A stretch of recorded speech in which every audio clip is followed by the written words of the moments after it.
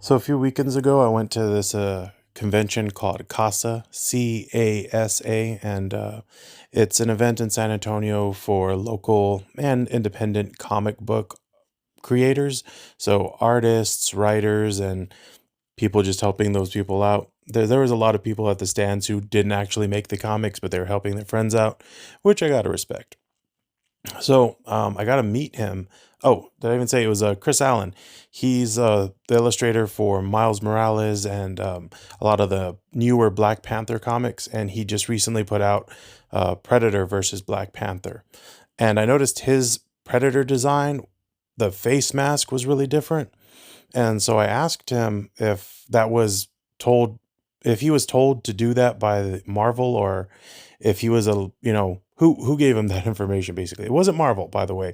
It was the people who work with Predator. I guess they have more say in whenever their character is being put in, and I guess I'm assuming because he already works with Marvel that they sort of trust him to do whatever needs to get done.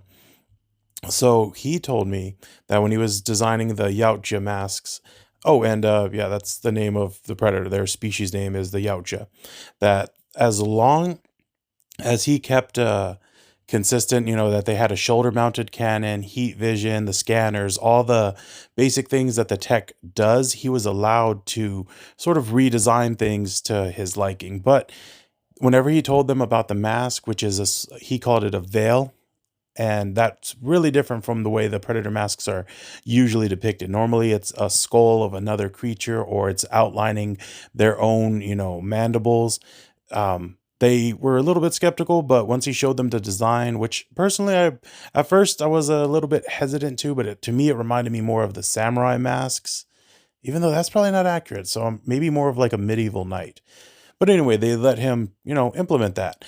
Other thing was the tattoos.